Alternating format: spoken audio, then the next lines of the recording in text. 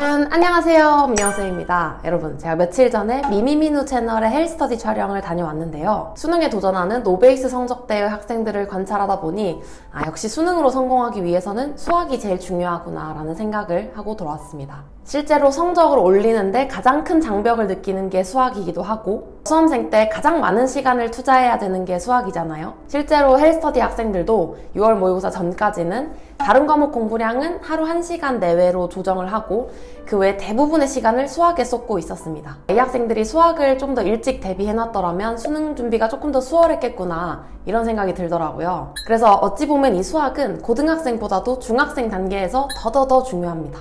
오늘은 미리 대비를 할 수 있는 중학생들을 대상으로 수학의 중요성과 바뀐 2022 개정교육과정의 수학에 대한 이야기를 좀 하려고 해요.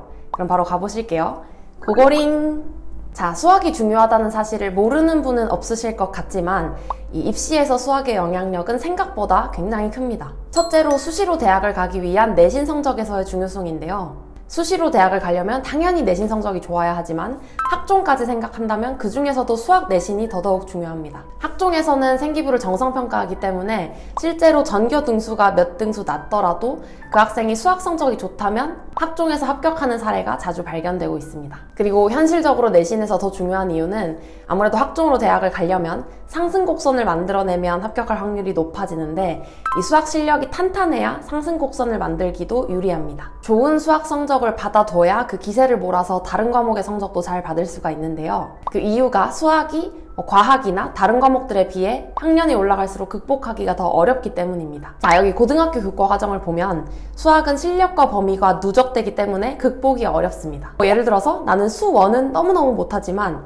수2는 전교권급으로 잘해, 이렇게 되기가 굉장히 힘들다는 거죠. 반면에 과탐은 어느 정도는 극복이 가능합니다. 자, 예를 들어서 나는 물리는 자신이 없지만 화학은 잘한다 라고 할 경우 화학 성적을 잘 받아서 화학을 위주로 평가하는 학과에 요령껏 지원하는 식으로 입시 전략을 세우는 게 가능합니다. 그러니 수학을 잘 다져두는 게 그만큼 중요하다는 거죠. 두 번째로 정시에서도 중요한데요. 물론 수능장에서 수학을 잘 보기 너무너무 힘들지만 그래도 수능을 본 선배들의 후기를 들어보면 그나마 시험장에서 점수 널뛰기가 덜한 과목이 수학이라고 합니다. 즉 국어나 탐구 과목은 현장에서 널뛰기가 심하다고 느끼는 수험생들이 많으니 수학이라도 튼튼해야 어느 정도 대학 라인이 보장이 되는 거죠. 사실 생각해보시면 수능 수학은 100분 동안 30개의 문제를 풀면 되니까 숙련도가 조금 부족하더라도 이 문제 해결력이 탄탄하게 받쳐져 있으면 본인 실력에 맞는 점수를 받을 수는 있는 구조입니다. 그런데 과학탐구를 생각해보면 문제는 20개지만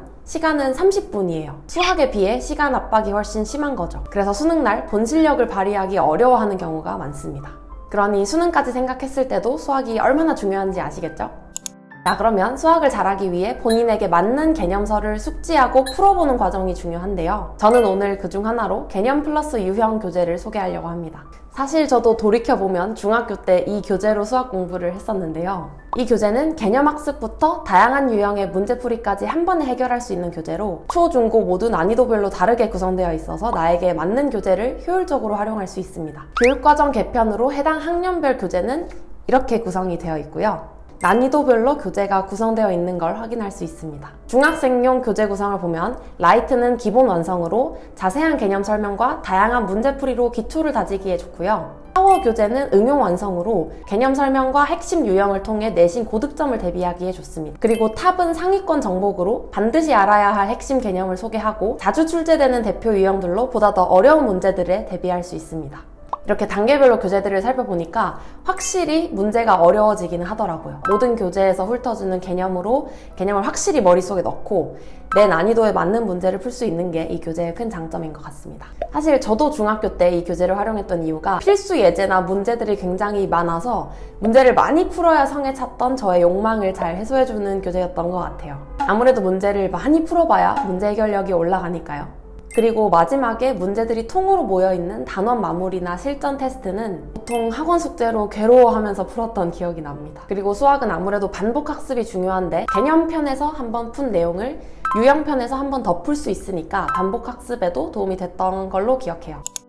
자, 그리고 다음으로는 내년 중1부터 적용될 이 개정 과정에서의 포인트도 짚어보려고 하는데요. 웃기는 부분을 잘 숙지해야 그에 맞는 대비를 할 수 있겠죠. 우선 변화된 중학교 2022 개정교육 과정에서 중요한 부분은 자유학년제가 자유학기제로 바뀐 점입니다. 그리고 그 중에서도 수학 관련해서 보면 통계 대표값이 중학교 3학년 과정에서 1학년 과정으로 내려왔고, 도형의 성질 증명 중학교 2학년에 생겼고, 2차 함수의 최대 최소 고등학교 1학년에서 중3으로 내려왔고, 상자 그림과 추세선 추가가 중3에 생겼습니다. 중3 개념이 중1 개념으로 내려오기도 하면서 개정된 중학교 수학 난이도가 체감상 조금 높아졌습니다. 그러니 중학교 수학도 개념 플러스 유형을 통한 단계별 학습은 물론이고 난이도별 대비도 잘 되어야겠죠. 그럼 우리는 개정된 수학을 어떻게 공부해야 할까요? 앞에서도 계속 강조했지만 특히나 수학은 개념을 탄탄하게 다진 후 다양한 유형의 문제를 반복적으로 풀어보셔야 합니다. 헬스터디에서 수학을 담당하는 땅호 선생님도 이 개념 학습을 계속 강조하시죠. 당장 올해 수능을 봐야 하는 수험생이라 할지라도 개념이 부족하다면 그게 고1 수학이든 중학 수학이든 개념부터 다시 탄탄히 학습시킬 정도로 수학에서는 개념이 아주 중요합니다. 그래서 이 교재를 활용한다면 개념편을 통해 체계적으로 개념을 익히고 유형편을 통해 실전 감각을 키워서 문제들을 빠르고 정확하게 풀어낼 수 있겠네요. 자, 이렇게 해서 오늘은 수학의 중요성과 달라진 2022 개정 수학의 내용을 살펴봤는데요. 어떻게 좀 도움이 되셨을까요? 그리고 오늘은 구독자 이벤트도 준비했으니 관심 있으신 분들은 더보기란을 참고해 주시면 되겠습니다. 그럼 저희는 다음 영상에서 또 만나요. 안녕!